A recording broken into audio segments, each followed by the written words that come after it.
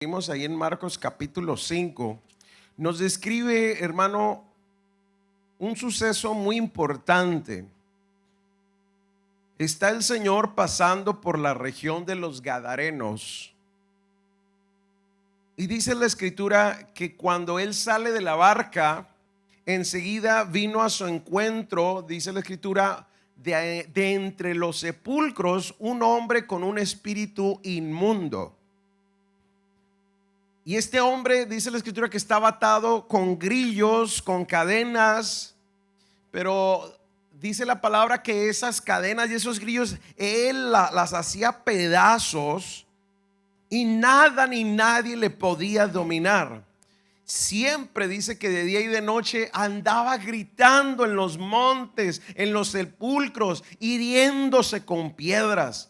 Dice la escritura que cuando vio a Jesús que venía de lejos, corrió y se arrodilló ante él.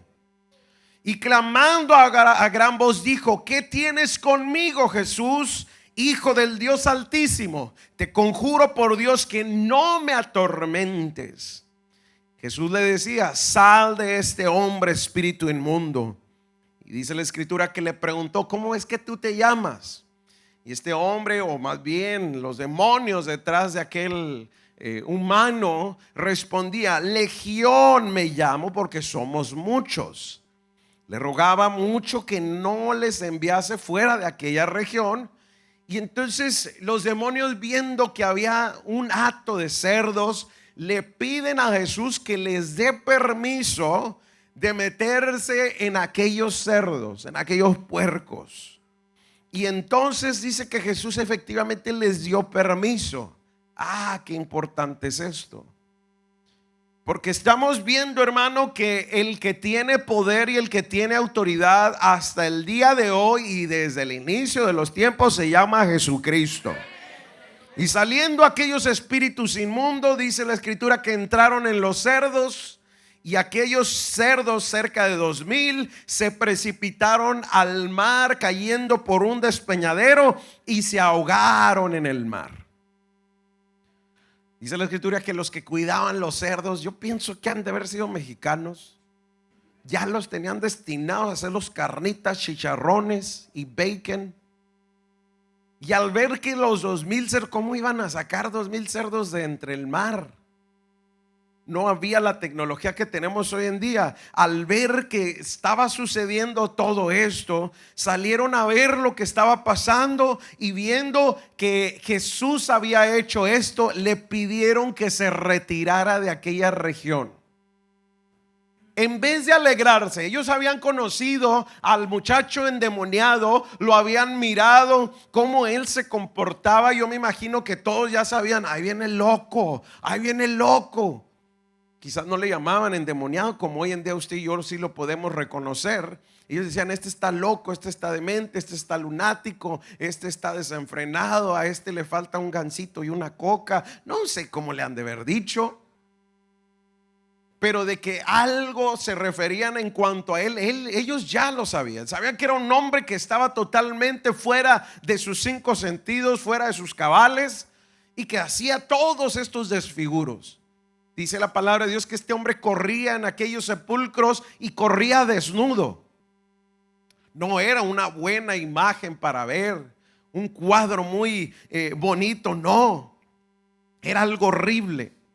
Pero dice que toda esta gente empezó a juntarse, y entonces vieron a Jesús y habían visto al que había sido atormentado del demonio, que había estado, que había tenido aquella legión. Lo vieron a este joven sentado y vestido.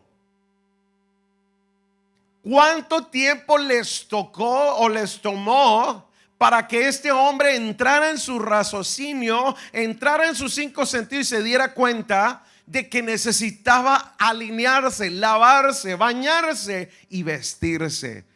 Cuando llega toda esta gente, lo encuentran vestido como otro hombre. A mí eso me dice que el que estaba ahí no era un profeta más que el que estaba ahí, no era un maestro más, que no era un sacerdote más. Estaba ahí, hermano, el que cambia al hombre, el que transforma los corazones, el que hace, hermano, que nuestra tristeza se convierta en gozo, que nuestras lágrimas se conviertan en danza.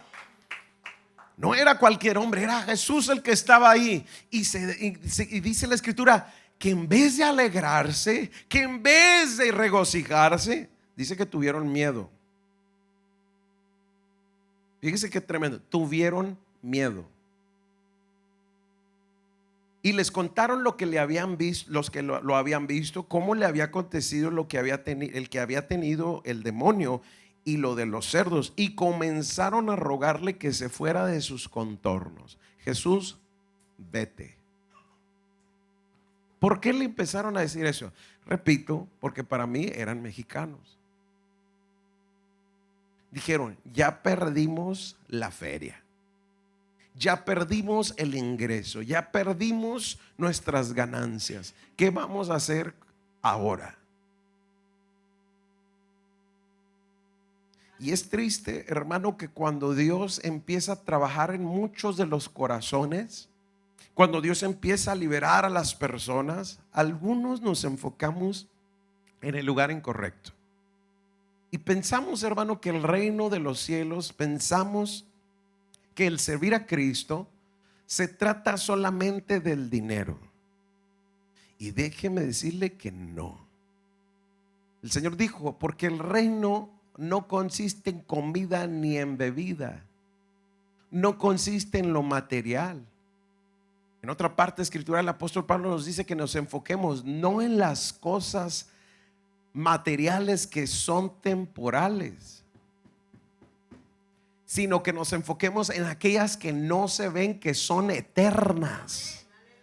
Por eso el Hijo de Dios, el cristiano, lo menos que debe estar preocupado, hermano, es por las cuestiones materiales o por sus finanzas. ¿Sabe por qué? Porque estamos sirviendo a un Dios que es dueño del oro y de la plata. Estamos sirviendo a un Dios que es rico. Estamos sirviendo a un Dios que tiene todos los recursos que necesita su iglesia. Tiene todos los recursos que tú necesitas para tu vida personal. Por eso no debe el Hijo de Dios, el cristiano, preocuparse en lo absoluto. Se preocupa, ¿sabe quiénes? Gente como esta, impíos. Y le ponen muchas trabas al Señor, pero al final le dicen, ¿sabes qué, Jesús? Vete de aquí. Aléjate de nuestros contornos, porque cómo nos haces daño. Fíjese nomás, qué tremendo. Como me afectaste mi ganadito, el ganado porcino, los cochis, los marranos, los cerdos, los puercos, como le diga a usted. Vete de aquí. Hermano, ¿cuántos el día de hoy le decimos a Jesús, Señor, aléjate de aquí? Yo creo que ninguno. ¿Alguien dice amén? Pero ¿cuántos de los que estamos aquí le decimos a Jesús, Señor, quédate aquí? Jesús, quédate, como decía ese corito que cantábamos antes, quédate, Señor, quédate. ¿Cuántos podemos cantarle al Señor y decir, quédate, Señor, en cada corazón? Quédate, Señor, quédate, Señor, no se la saben, ¿verdad? Otra vez, quédate, Señor, quédate. Todos cantemos, quédate, Señor, en cada corazón. Quédate, Señor. Quédate, Señor, en mí. Oh Cristo mío, haz de mi alma un altar para adorarte con devoción, para beber de las aguas de vida y así saciar mi pobre corazón. ¿Alguien dice amén? Oiga, qué bonito cuando le decimos al Señor, Señor, queremos que estés tú en nuestras vidas. Me sacaste del vicio, me sacaste, Señor, de las adicciones, me sacaste de un montón de hábitos malsanos que tenía antes de conocerte. Señor, lo que quiero es que te quedes aquí. Quiero que estés aquí en mi corazón. Que pase lo que pase, Señor, tú aquí estés. Y hermano, cuando el Señor está con nosotros, vamos a ver a un hombre, a una mujer igual que este ex endemoniado de Gadara, vestido, sentado y en su juicio cabal.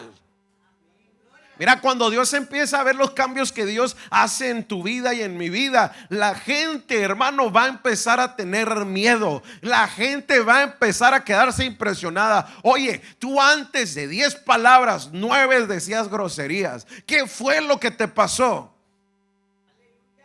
Y usted va a decir: llegó un hombre que se llama Jesús, que no es un hombre común y corriente, es el Dios verdadero, es el Dios que tiene poder, es el Dios que tiene toda autoridad. Él vino y tocó mi vida, Él me ha cambiado, Él me ha transformado. La gente va a empezar a tener miedo, pero no importa lo que la gente diga o mencione, o si tienen miedo, hermano, va entonces a sonar ese testimonio, y entonces la gente se va a impactar.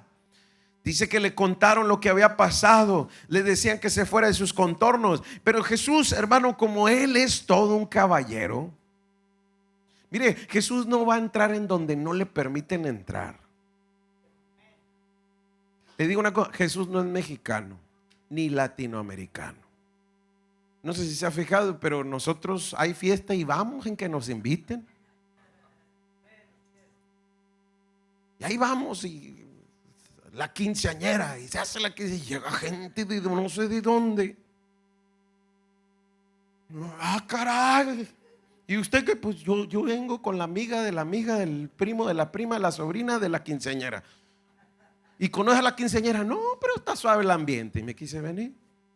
Y mire, se llenan las fiestas. Te haga una comida, se le llena. Regale comida, no va a faltar gente ahí. Jesús no es así. Jesús no va donde no lo invitan. Jesús no entra en donde no le abren la puerta. Jesús no va, hermano, a violar ninguna de nuestras decisiones. Esa gente le dijo que se fuera, y entonces Jesús dice que Él se fue efectivamente, y dice que se subió a la barca. Pero cuando Él iba entrando a la barca, el que había estado endemoniado le rogaba que se quedase a estar con Él. Y Jesús, fíjese qué tremendo, no se lo permitió. Yo sé que algunos quisiéramos siempre quedarnos con el maestro y decir: Señor, ya llévame al cielito, Señor. Ya ahora que te conocí, ahora que ya me bauticé, Señor, llévame a tus atrios y ahí déjame, Señor. Y yo digo: mire qué chulo, qué a gusto. Jesús no quiere, hermano, a usted y a mí llevarnos al cielo ahorita, todavía no. Él todavía nos ha dejado un trabajo y una misión. Dice el Señor que a este joven le dijo: no te voy a dejar que te vengas conmigo. Vete a tu casa, ve a los tuyos y cuéntales cuán grandes cosas el Señor ha hecho contigo y cómo ha tenido misericordia de ti. En otras palabras, mira, lo que Dios ha hecho contigo no es para que nada más te sientas bonito, te sientas a gusto. No, yo te he liberado, yo te he transformado, yo he hecho un cambio total en tu vida. Ahora lo que tú necesitas hacer es ir a los tuyos y decirles lo que el Señor ha hecho contigo. Y hermano, lo que el Señor les está diciendo es: ve y chismea las cosas buenas.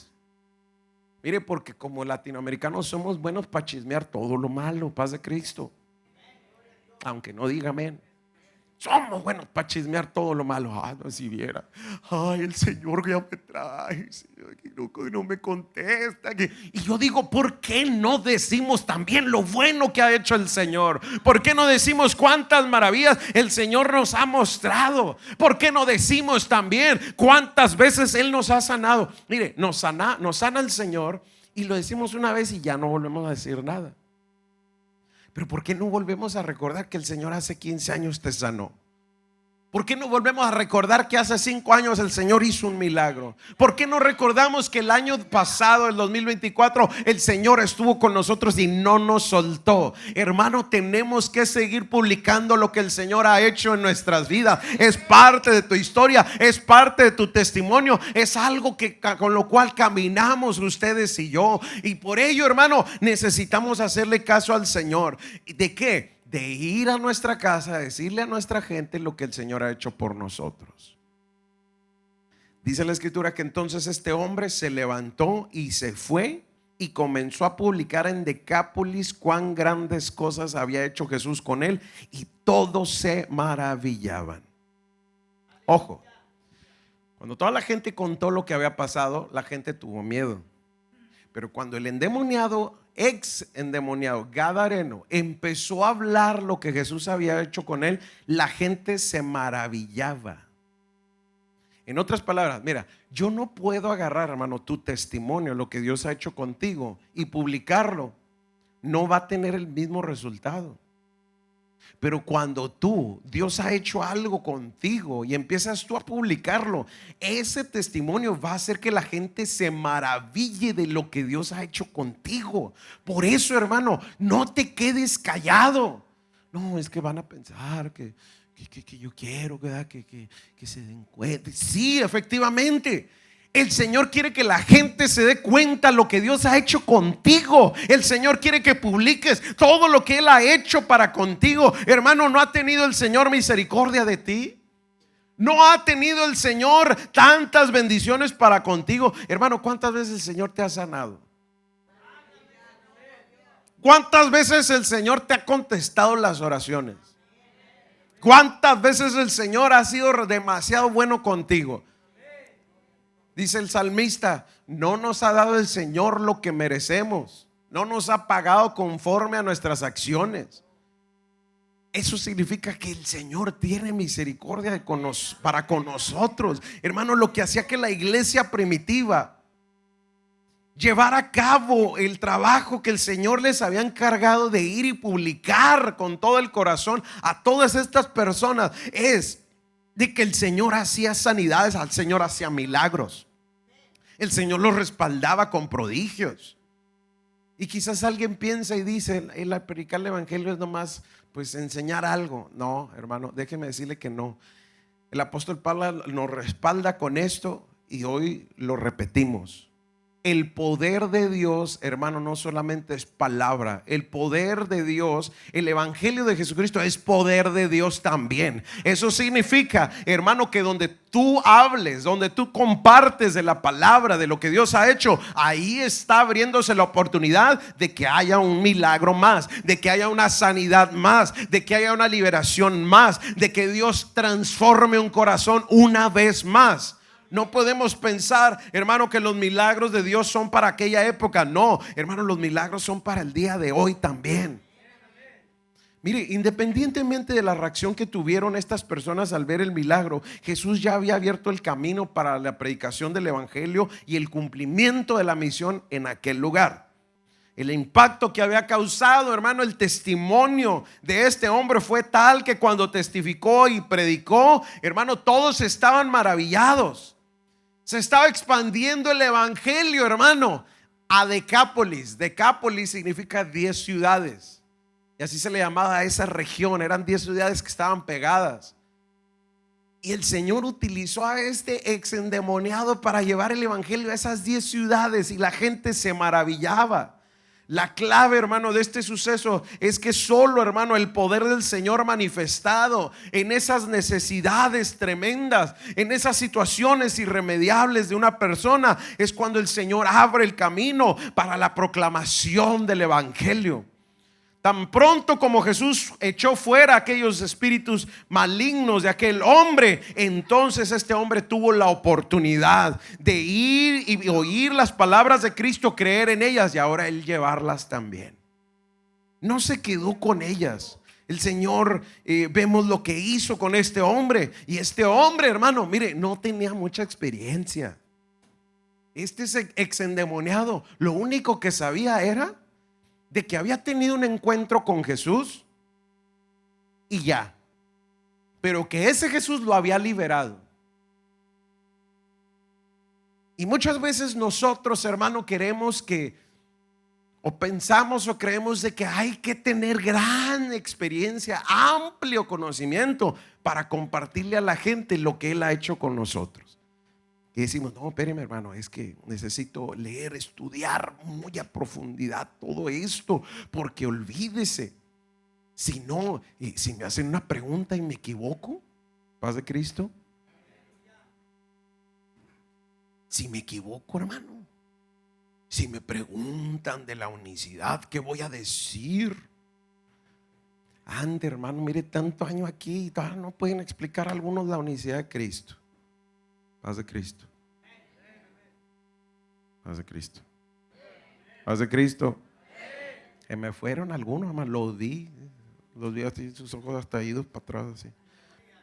Regreses, hermano, estamos aquí 2025, domingo, gloria a Dios. Hermano, no sé explicar la unicidad. Hermano, ahorita no tienes que explicar ninguna unicidad. ¿Cómo les predico el nombre de Jesucristo? Hermano, re fácil. ¿Cómo te lo predicaron a ti?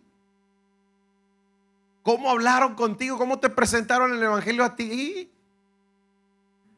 Así de fácil y de sencillo. Alguien te dijo que Jesucristo te ama. Alguien te dijo que el único que limpia pecado se llama Jesucristo, y que únicamente a través de eso podemos recibir salvación y vida eterna. Muéstrales con tu testimonio qué es lo que Dios hizo contigo. Ahorita no ocupa la gente teología. Ahorita la gente no ocupa un instituto bíblico. Ahorita la gente no ocupa teología sistemática, no ocupa escatología, no ocupa hermenéutica ni homilética. La gente necesita oír que hay un Cristo de poder que les ama, que les quiere salvar, que les quiere sacar del lodo cenagoso. Eso es lo que la gente necesita saber. Y tú muéstrales cómo el Señor te sacó de ahí. La iglesia primitiva, hermano, así se manejaba.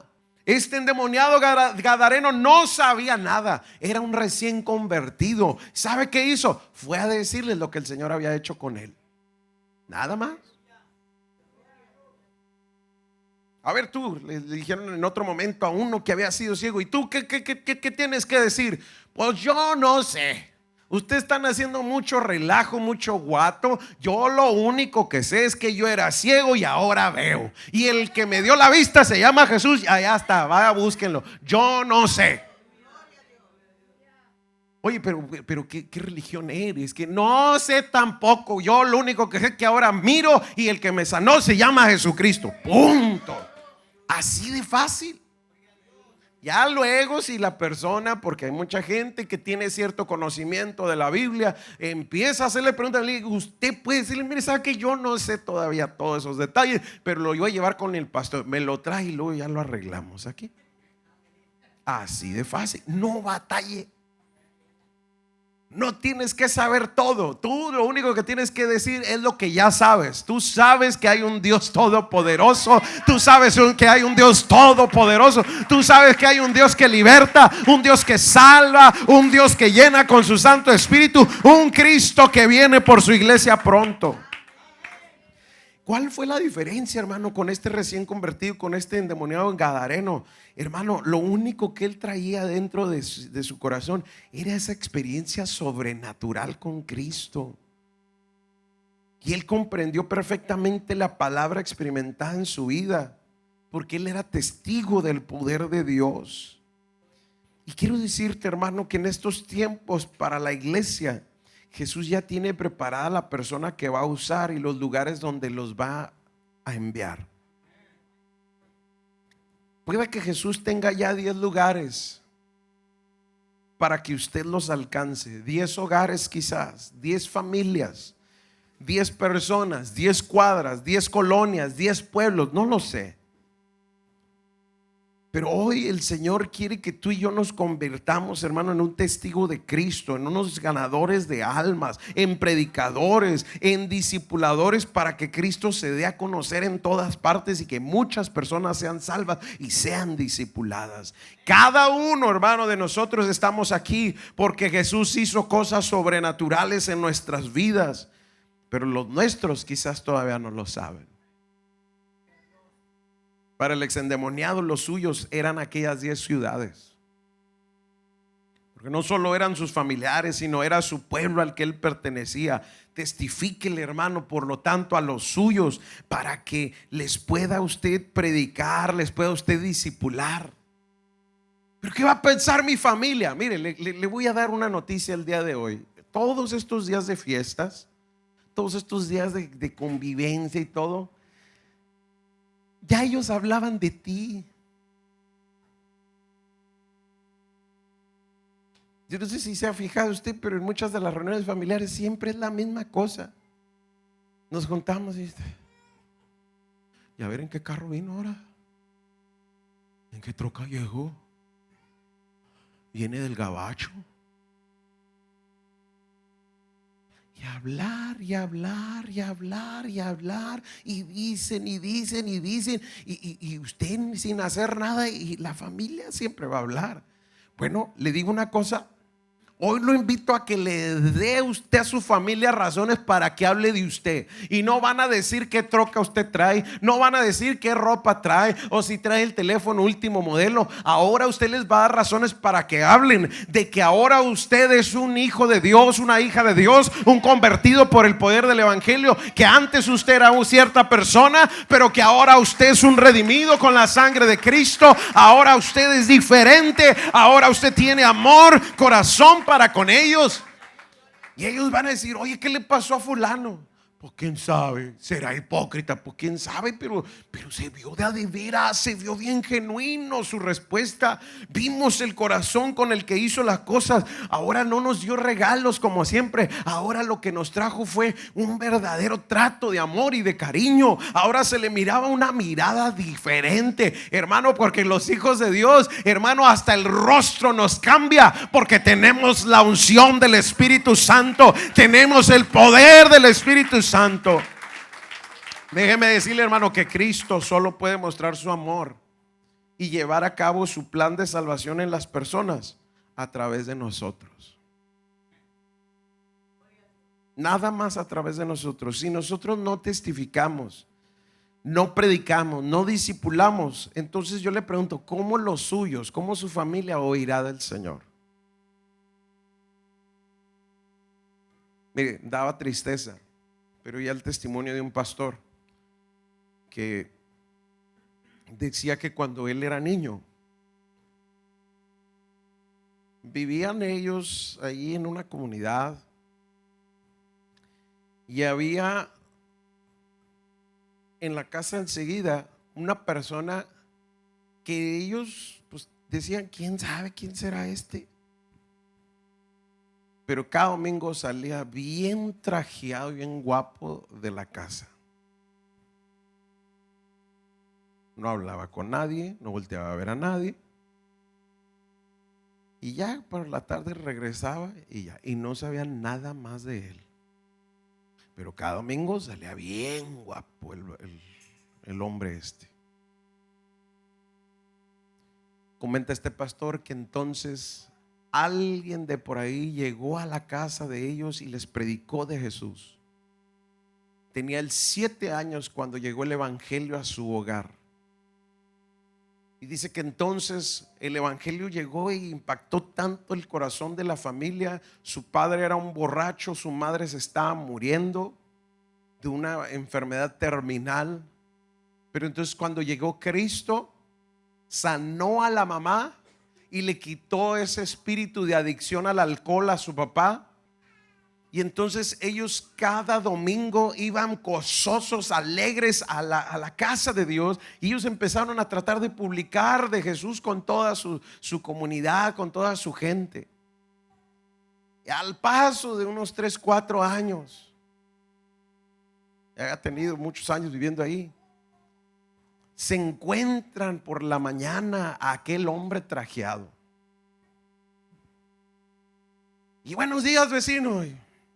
Y el trajeado: buenos días. ¿Y a dónde va, vecino tan guapo? Voy a la iglesia. ¿Cómo que va a la iglesia? Voy a la iglesia. Soy el pastor de una congregación. Y le decía el padre que había sido alcohólico: oiga, vecino, ¿por qué nunca me había dicho? Pues quién sabe. ¿Sabía que yo era un alcohólico? Pues sí me daba cuenta. ¿Y por qué nunca me predicó del evangelio? No sé. No sé por qué. Hermano, quizás nuestros vecinos nos miran qué tan guapos salimos hoy de la casa y no se han dado cuenta que somos cristianos. Paz de Cristo. Porque con los hechos demostramos si somos o no somos. ¿Qué dice tu vecino, el de un lado y el del otro? Ay, van esos cristianos. ¿Qué les hicimos? Paz de Cristo. A diferencia, oye, este aquí es cristiano, tienes una necesidad, ve, búscalo. Él oró por mí y Dios respondió a mi necesidad. Ese Dios al cual estos apostólicos sirven y adoran es un Dios todopoderoso. Me sanó, me sacó adelante el Señor. Eso es lo que queremos. Pero le digo una cosa, necesitamos quitarnos el temor. Quites el miedo. Por eso le estoy diciendo, la gente siempre va a hablar de ti, hagas o no hagas, van a hablar. Entonces mejor que hablen de que eres cristiano y no de que eres un tremendo. Que hablen que tú sirves a un Dios todopoderoso. Que hablen que tú estás predicando el evangelio. Que hablen de que en tu casa se hace una célula. De que cada semana, cada lunes, martes, miércoles o jueves, ahí se reúnen un grupo de gente y a las meras 7:30 están cantando: yo tengo gozo en mi alma, gozo en mi alma, gozo en mi alma. Y al final tanto llore y llore, pero algo especial se siente ahí en esa casa. Que hablen por eso y no por otra cosa, hermano. Así como dice un canto muy antiguo, el mundo necesita a Cristo. Y tú y yo, hermano, tenemos a Cristo, tenemos la respuesta a todas las necesidades de ellos. Lo único que tenemos que hacer, hermano, es hacerlo. Tenemos que llevar el testimonio y el mensaje, hermano, de Jesucristo fuera del templo. Second time, tenemos que llevar el mensaje del evangelio de Jesucristo fuera del templo. Third time, por si se le olvidó, tenemos que llevar el mensaje de Jesucristo, hermano, fuera del templo. Allá es donde tenemos la necesidad de llevar el mensaje de salvación, y tenemos que hacerlo ya, hermano, porque dice el apóstol Pablo a los Romanos capítulo 10: ¿cómo creerán en aquel de quien no han oído? ¿Y cómo oirán sin haber quien les predique? Pues resulta que aquí hay muchos que pueden predicar. Muchos que podemos predicar. Yo, pastor, usted puede hacerlo. Pero hermano, yo todavía todavía no me bautizo. Déjenme, le doy un testimonio bien cortito. Uno de mis amigos con los que yo crecí en la iglesia y que íbamos a la escuela juntos, resulta que su mamá era la apostólica y su papá no. Y va corriendo la vida, y resulta que el papá de mi amigo, que no era convertido, que no era bautizado, en su trabajo llegaba alguien con alguna necesidad o algún problema, y este varón le decía: ¿sabes de que mi esposa va a una iglesia? Le voy a decir que oren por ti. Y se llevaba la petición y le decía a su esposa: oye, Julia, pues necesito que ores por fulano ahí del trabajo. Ah, bueno, está bien. Empezó pidiendo la oración. Ya después este brother, este hombre, los evangelizaba y los mandaba a la iglesia, y él ni se paraba en la iglesia. Fíjate qué tremendo. Y decía: pues fíjate que mi esposa va a una iglesia y ahí Dios los sana y los liberta. Fíjate que el Señor ahí, me he dado cuenta que tiene poder para quitarles a muchos la adicción de la tomada. Él no tomaba, pero no era convertido. Y los mandaba a la iglesia. La esposa entonces los encaminaba y la gente se convertía.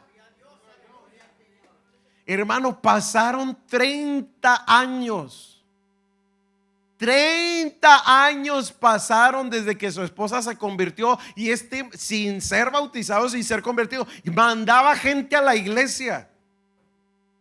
Y hace poco me di cuenta, porque uno de sus hijos se esforzó, trabajó y luego llegó a ser pastor, y entonces ya su hijo hace algunos poquitos años lo bautizó, finally. Pero sin ser bautizado ya estaba evangelizando gente. Ya estaba diciéndole qué tan poderoso es nuestro Dios, hermano. Por eso, si uno que todavía no es bautizado puede hacerlo, tú que ya tienes a Cristo en el corazón, tú que ya has experimentado la llenura del Espíritu Santo, tú que ya has visto el poder de Dios, ¿por qué nos hemos de quedar callados? Hermano, es tiempo de hablar, es tiempo de publicar, para que la gente se maraville de ese Dios todopoderoso. Y no solamente para que se maravillen, para que el poder de Dios se manifieste en ellos y Dios los toque y los transforme y los cambie y los salve. Mi oración, hermano, el día de hoy es que hagamos de nuestra vida un verdadero altar para Dios y verdaderos instrumentos para su gloria. Yo puedo decirle que el sentido de nuestra vida como creyentes en Cristo va a tener un verdadero sentido cuando tenemos pasión por la salvación de más personas. Y cuando tú tienes esa pasión por las almas, por las personas, esto te añade entusiasmo. Y que, hermano, se vea que realmente tú has sido salvo, que crees en el Señor, que crees en ese Salvador todopoderoso. Mire, hay una expresión que utilizamos muchos de nosotros y decimos: mira, el hermano anda en su primer amor, porque anda evangelizando, porque le anda echando muchas ganas, porque busca el rostro de Dios. Y yo le digo: hermano, pues si él anda en su primer amor, ¿dónde dejaste tú el tuyo? ¿Por qué no le pedimos a Dios que podamos recuperar ese primer amor y vayamos sin temor a nuestras familias, a nuestros amigos, y les empezamos a hablar de Jesús? Les empezamos a decir todo lo bueno que Él ha hecho con nosotros. Seguramente ellos van a experimentar también cosas sobrenaturales en sus vidas, pero no va a suceder esto si nosotros no lo hacemos, si nosotros no vamos hacia ellos. Dice la palabra del Señor en Marcos 16:20 que ellos salieron, predicaron en todas partes, ayudándoles el Señor y confirmando la palabra con las señales que la seguían. Y eso significa, hermano, cuando tú empieces a hablar, Dios te va a respaldar. Ahí cuando tú empieces a orar por las necesidades, Dios te va a respaldar. Oras por los enfermos, Dios te va a respaldar. Oras por un endemoniado, ahí Dios te va a respaldar. Oras para que alguien se convierta, Dios te va a respaldar. Y te digo una cosa, y lo voy a seguir recalcando porque es una realidad y lo hemos vivido. Yo soy un testimonio vivo de eso. Tú te ocupas de las cosas del Señor, el Señor se va a ocupar de tus cosas. Tú te ocupas de las cosas del Señor y el Señor se va a ocupar de tus cosas. Tú te ocupas de las cosas del Señor y Él se va a ocupar de tus cosas. Alguien dice amén en esta hora y alaba el nombre del Señor Jesucristo. Hoy, hermano, mira, yo te quiero invitar. Póngase de pie, por favor. Hoy quiero invitar a todos los padres espirituales y candidatos a ser padres espirituales que pasen aquí al altar.